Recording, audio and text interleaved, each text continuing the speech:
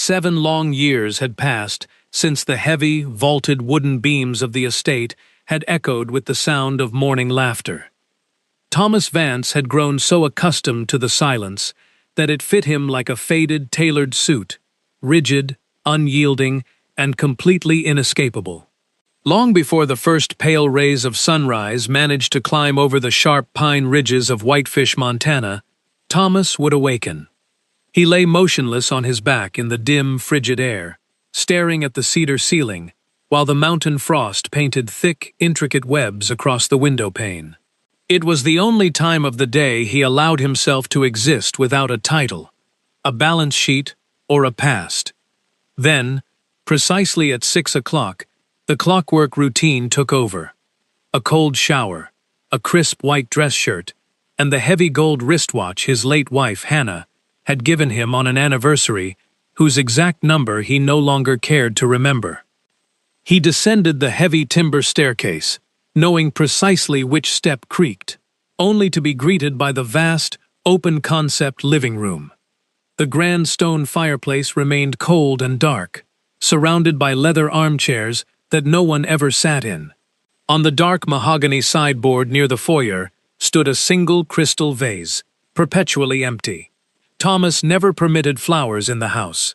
Cut flowers withered and died, and he had already watched enough beauty perish in his lifetime to ever invite more death inside his walls.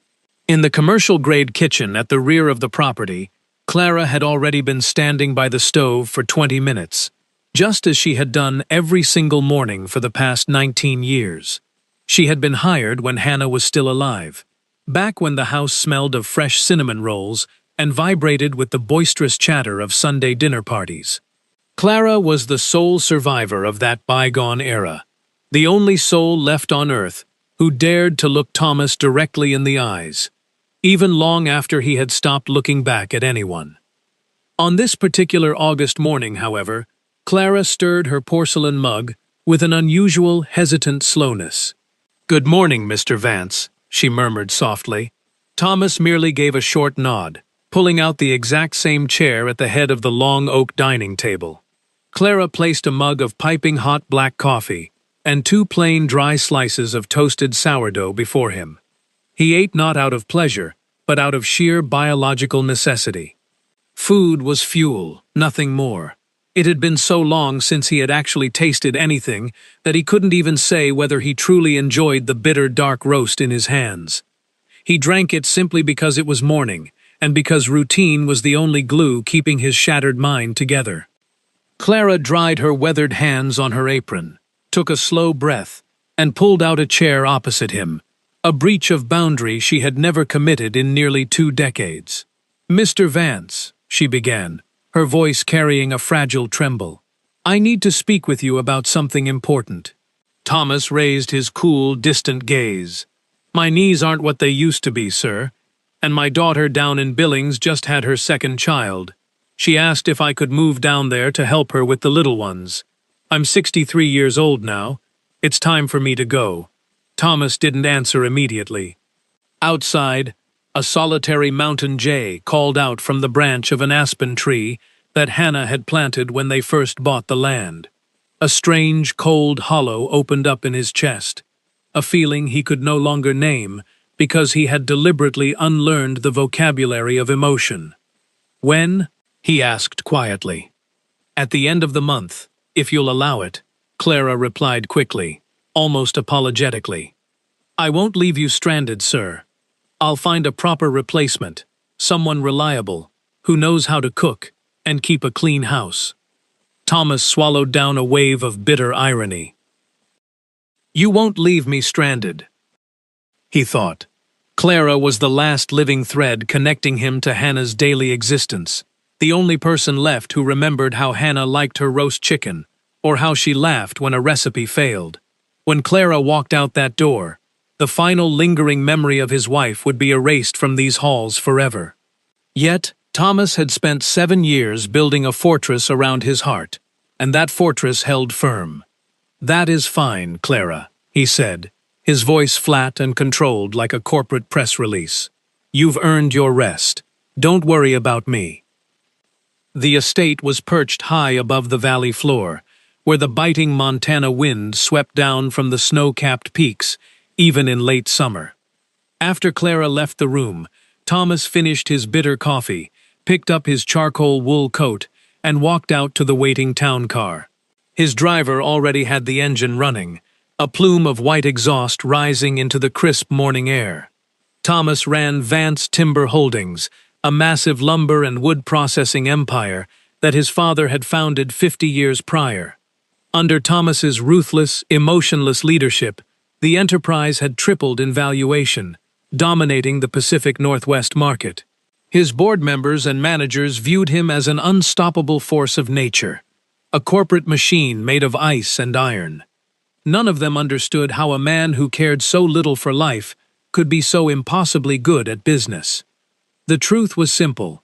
Work was the only domain where grief couldn't touch him, because spreadsheets and supply chain logistics left no room for memories. As the heavy sedan navigated the winding mountain roads toward downtown Kalispell, Thomas rested his forehead against the cold window glass and closed his eyes. It was on a sharp, icy turn very much like these, 7 years ago, during a sudden mountain downpour. A semi-truck had jackknifed across the highway. Hannah had been driving home alone from a charity event because Thomas had stayed behind at the sawmills to review a late-stage acquisition contract, promising to follow her an hour later. He never got the chance. When the state trooper's call reached his desk, his tie was loose, his desk was piled with million-dollar purchase orders, and he believed his charmed life would go on forever. It didn't. His reality snapped in half with that single telephone conversation. They buried Hannah on a clear, bitter Thursday afternoon, and Thomas buried himself right alongside her in the dark soil. He returned to the empty house, locked the door to the master suite upstairs, and set up a temporary bed in his ground-floor study, living like an unwanted guest in his own mansion. For 7 straight years, the corporate world whispered about the cold executive who never smiled. Relatives eventually stopped calling after their invitations to holidays were repeatedly met with stony silence. The world learned to leave Thomas Vance alone in his self-constructed tomb, and he accepted that isolation as a man accepts a heavy narcotic, knowing it numbs the pain even if it never truly heals the wound. When the sedan pulled up to the glass and steel headquarters in town, Thomas stepped out into the morning fog and executed his day with mathematical precision. He signed off on 3 major timber concessions, fired a plant supervisor for a margin error, ate a dry turkey sandwich at his desk without tasting a single bite, and returned home after dusk. 2 weeks bled into the past with monotonous uniformity until Clara stood before him once again in the kitchen, holding a piece of wrinkled stationery. "Mr. Vance, I found someone," Clara announced, a cautious hope gleaming in her eyes. "Her name is Daisy.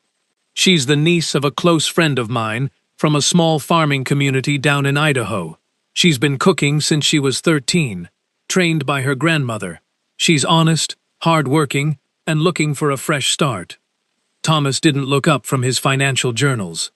"Does she know how to follow directions?" he asked coldly. "Yes, sir, but she's a bit different from what you're used to," Clara cautioned gently. "She isn't the quiet type. She laughs, she sings while she works, and her heart is simply too big for her chest." Thomas felt a sharp prickle of irritation, the annoyance of a man hearing loud construction outside his window. "I don't need entertainment, Clara. I need meals on the table and the house maintained. If she can manage that, hire her." Live. Daisy arrived on a chilly Friday afternoon aboard the interstate bus from Boise. Thomas had spent his entire day buried in quarterly earnings reports, forgetting about the new hire until his driver dropped him off at the front gates just before 6 o'clock. As he walked up the stone pathway toward the heavy oak doors, a sound echoed from the kitchen wing that made him freeze in his tracks. It was a woman's voice, clear, warm, and entirely unbothered by the heavy silence of the house, singing an old country ballad, while a wooden spoon beat a rhythmic cadence against a metal pot.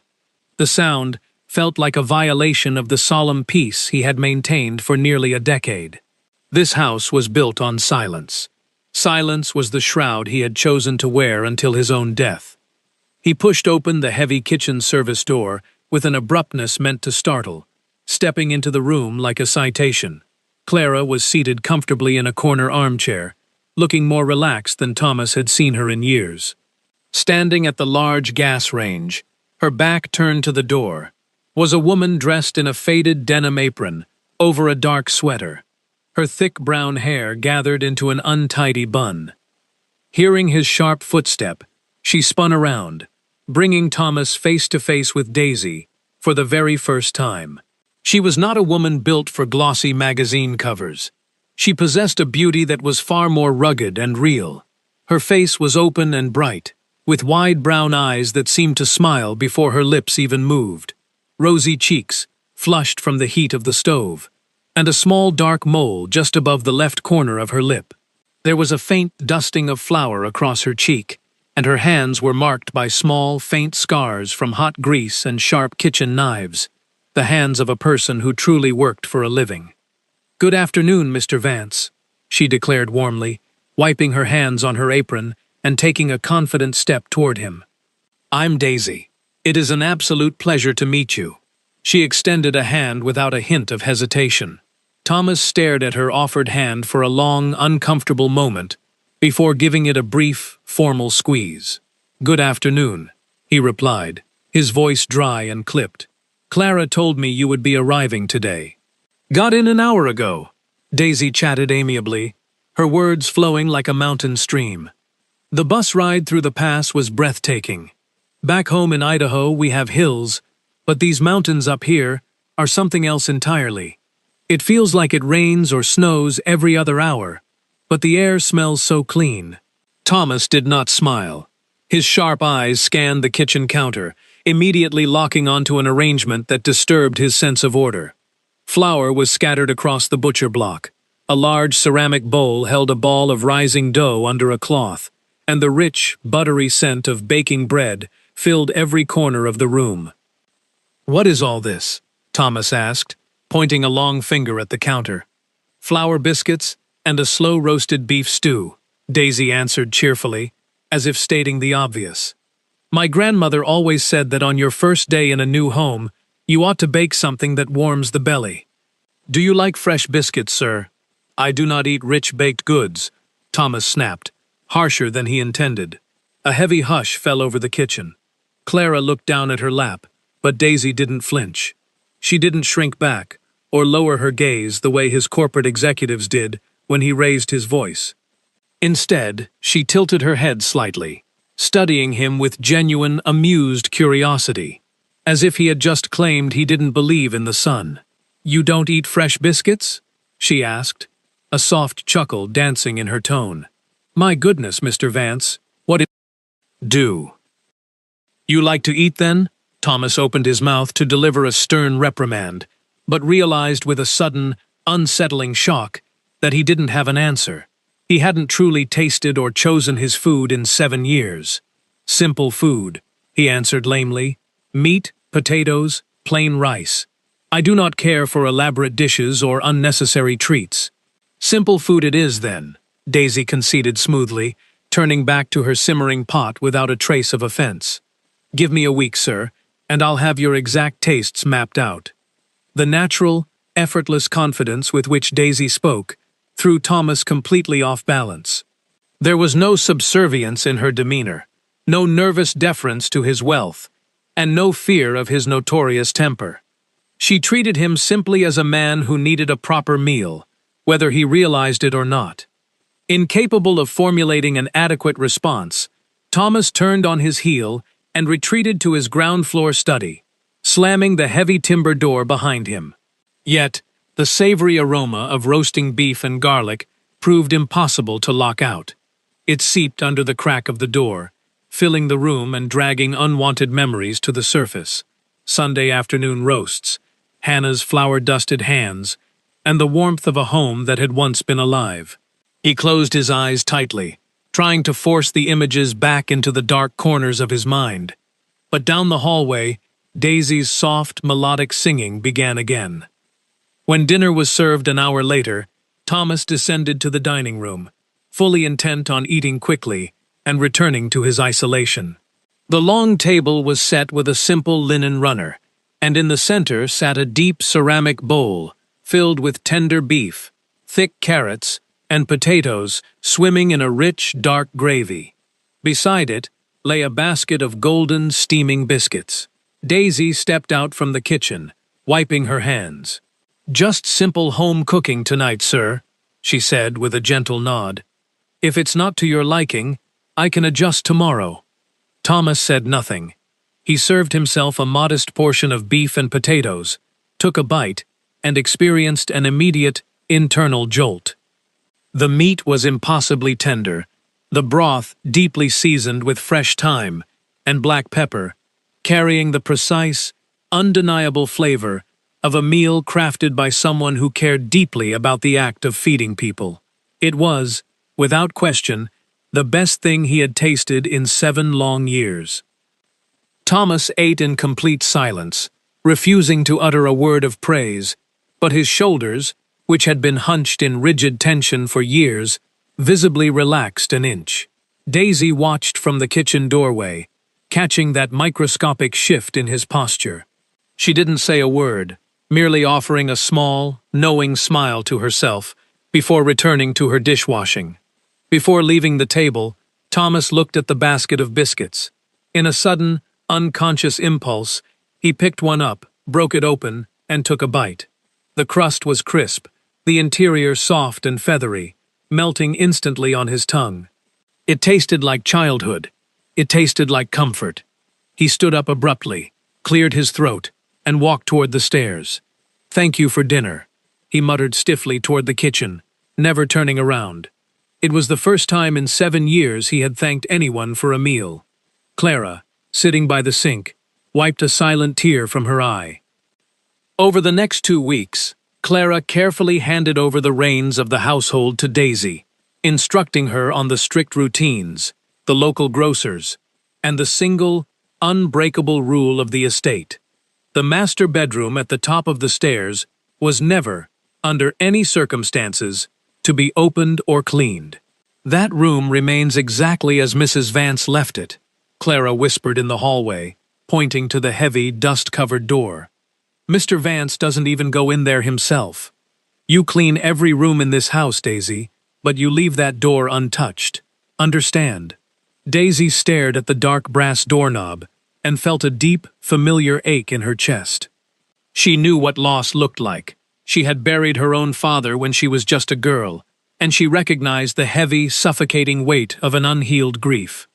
"I understand, Clara," Daisy replied softly. But in her heart, Daisy understood something far deeper. Thomas Vance wasn't a cold man. He was a frozen man, trapped on the exact day his world had ended.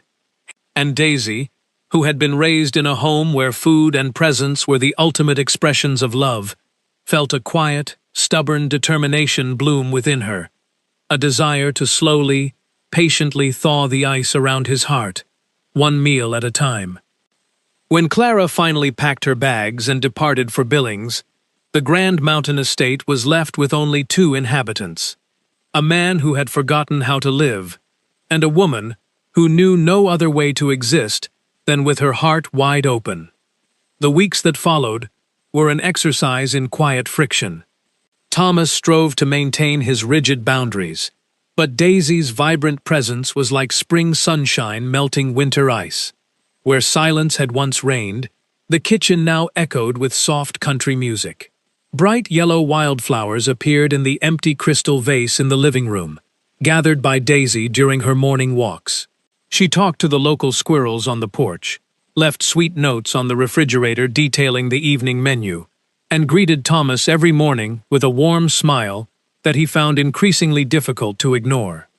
One rainy Saturday afternoon, Thomas was working in his study when a sudden crash echoed from the kitchen, followed by a muffled gasp and a burst of genuine laughter. He hurried down the hallway to find Daisy kneeling on the hardwood floor, surrounded by broken pieces of a ceramic platter and a sea of spilled tomato sauce.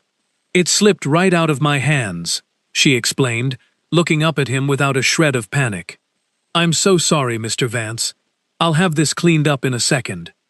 "You won't go hungry, I promise."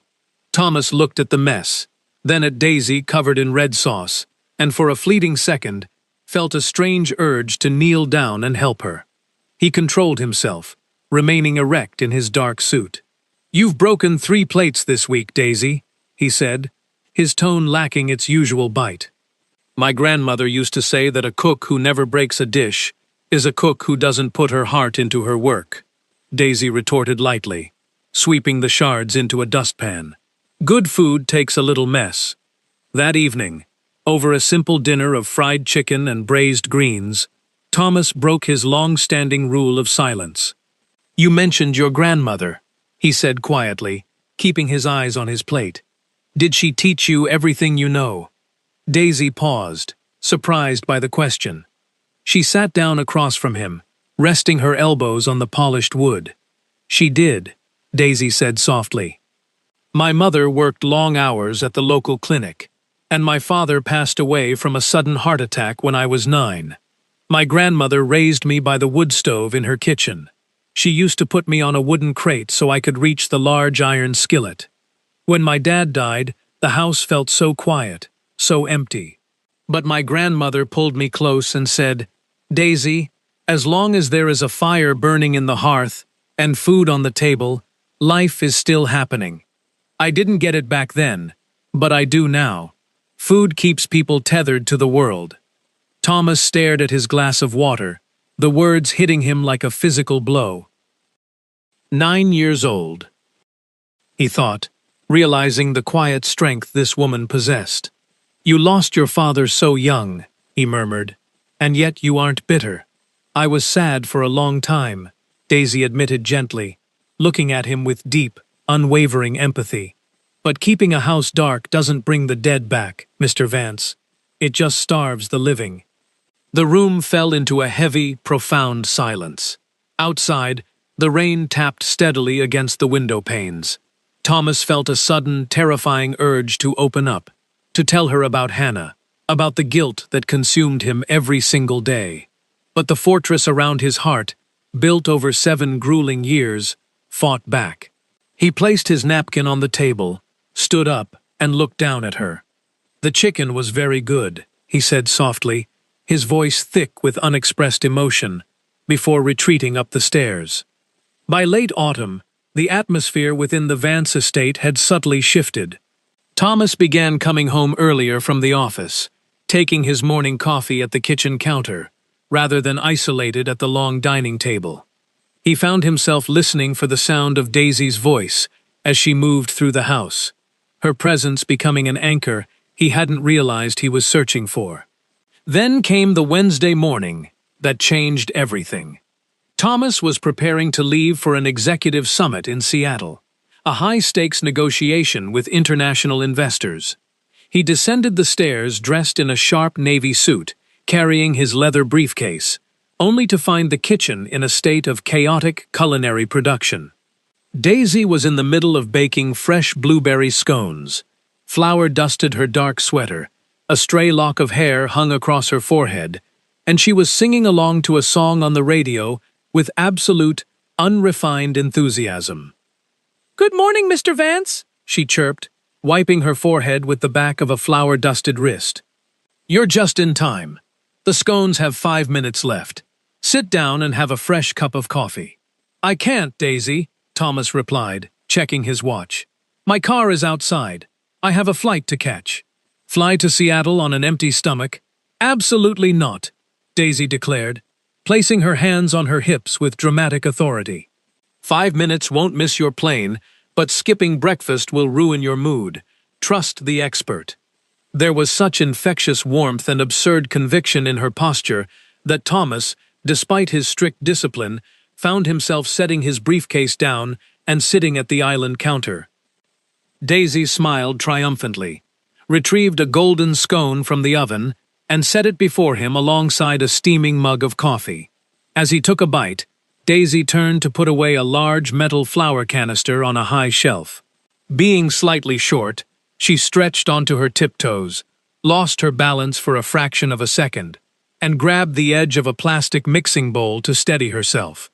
The bowl tipped, sending a cloud of white flour cascading directly over her head and shoulders.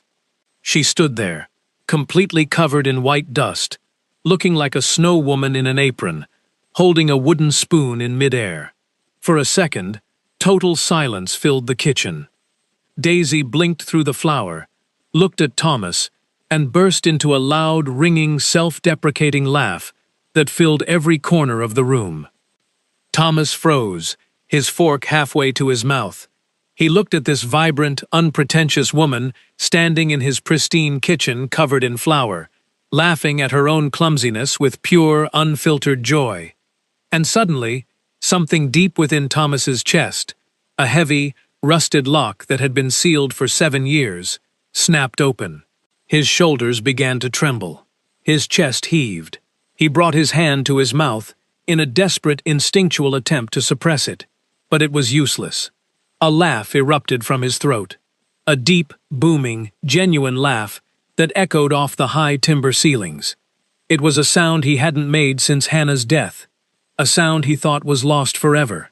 Tears filled his eyes as he laughed so hard he had to lean against the counter, his whole body shaking with the cathartic release of 7 years of buried joy, sorrow, and suppressed humanity. Daisy lowered her arms, her own laughter softening as she watched him.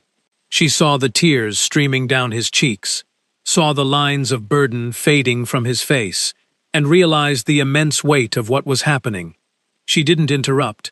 She simply picked up a dish towel, dusted off her nose, and smiled at him with a tenderness that made Thomas's breath catch in his throat. When his laughter finally subsided into soft, breathless sighs, Thomas looked at Daisy through misted eyes. For the first time in 7 years, he felt alive. He felt the warmth of the room, the taste of the food, and the undeniable beating of his own heart. "The scone is excellent," he whispered, his voice raspy from laughter. Daisy wiped a dusting of flour from her cheek and smiled softly. "I told you 5 minutes was worth it, Mr. Vance."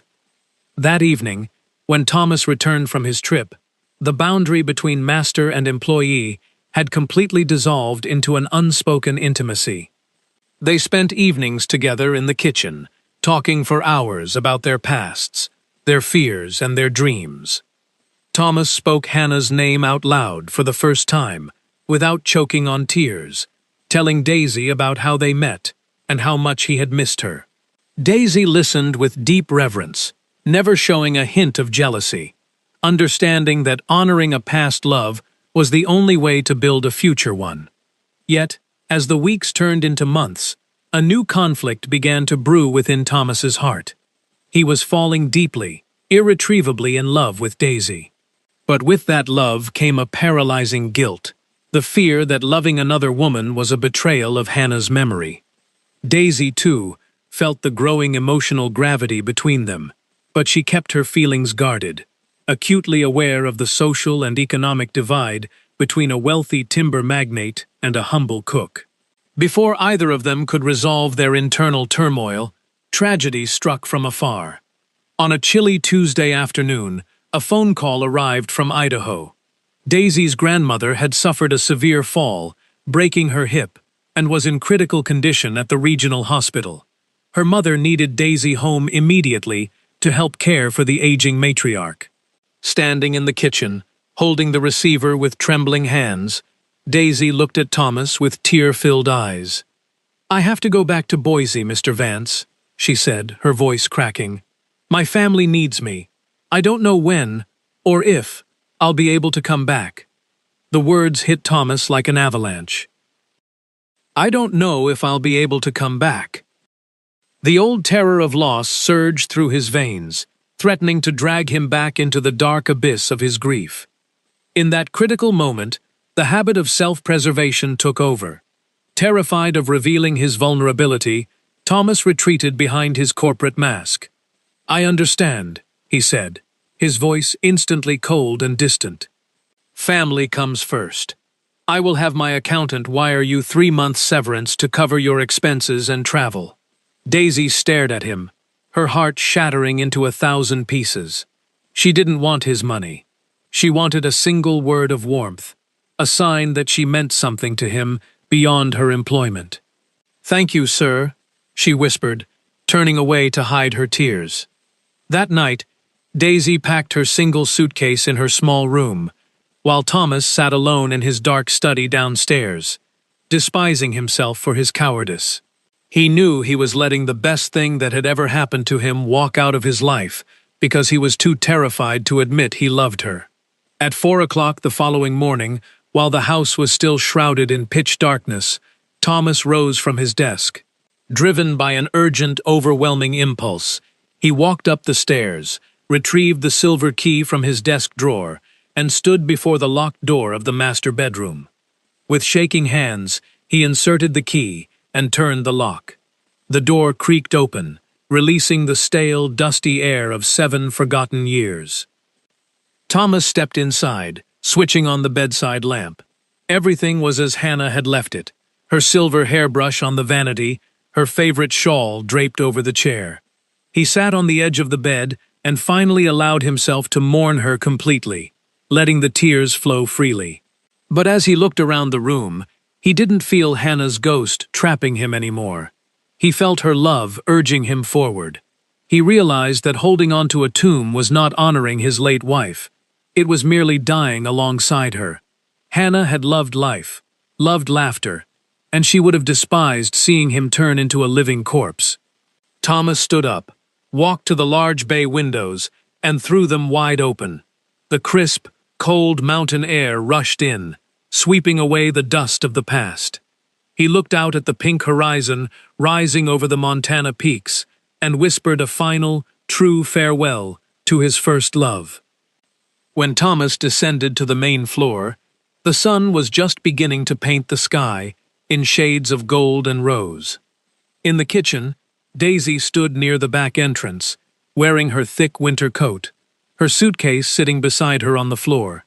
She was sipping a final cup of coffee, her face pale and lined with exhaustion. Hearing his footsteps, she turned, offering a sad, professional smile. "Good morning, Mr. Vance. Your breakfast is prepared in the warming drawer. The taxi will be here in 10 minutes. Thomas walked directly toward her, his posture straight, his eyes burning with an intensity she had never seen before. "Cancel the taxi, Daisy," he commanded softly. Daisy blinked in confusion. "What?" "Sir, I have a flight to catch in Spokane. I am driving you to Idaho myself," Thomas interrupted, stepping closer until only a few inches separated them. "And I am paying for the finest specialists in the state to treat your grandmother. We will hire a full-time private nurse to care for her at home for as long as she needs." Daisy's jaw dropped, her eyes filling with fresh tears. "Mr. Vance, why would you do that? You don't owe my family anything." Thomas reached out, gently taking her calloused, flour-dusted hands in his own, refusing to let his fear dictate his life for another second. "Because I love you, Daisy," he said, his voice trembling with raw, unfiltered emotion. 7 years ago, I died in a car crash alongside my wife. I spent 7 years living in a grave, hating the world and hating myself. And then you walked into my kitchen with flour on your face, singing at the top of your lungs, and you dragged me back into the light. You taught me how to laugh again. You taught me that my heart still works." Daisy stared at him, her breath hitching as tears spilled over her cheeks. "Thomas, I was a coward yesterday because I was terrified of loving someone again," Thomas continued, his thumb gently caressing her knuckles. "I thought loving you meant forgetting Hannah. But last night, I finally opened that door upstairs. I opened the windows, and I let her go. She wouldn't want me to live in the dark, Daisy, and I refused to let the woman who saved my life walk out that door thinking she was just my cook. You aren't my cook, Daisy. You are my home." Daisy let out a ragged sob, throwing her arms around his neck and pulling him close. Thomas wrapped his arms tightly around her waist, burying his face in the crook of her neck, breathing in the scent of vanilla, lavender, and life. "I love you too, Thomas," she whispered against his skin. "I've loved you since the day you ate that first biscuit." 3 hours later, the heavy luxury SUV was cruising down the open highway toward the Idaho border, sunlight reflecting off the snow-covered peaks. In the passenger seat, Daisy sat with a bright smile, adjusting the radio to a lively country station. Thomas reached across the console, taking her hand in his face relaxed and radiating a deep, quiet happiness. For the first time in 7 years, the mountain estate behind them was no longer a monument to grief, but a home waiting for their return. As they drove into the bright, promising expanse of the morning, Thomas Vance understood the profound truth that life had so painfully taught him. Grief may break a heart into 1,000 pieces, but love, given freely and received with courage, possesses the miraculous power to assemble those pieces into something even more beautiful than before. In the quiet reflection of our later years, when the grand illusions of youth have faded and the noise of ambition finally settles, we come to understand a fundamental truth about human existence. Pain is an inevitable companion of love, but suffering is a choice we make when we lock ourselves inside our own memories. We often believe that by clinging desperately to our grief, by keeping the rooms of our hearts dark and dust-covered, we are honoring the memory of those we have lost.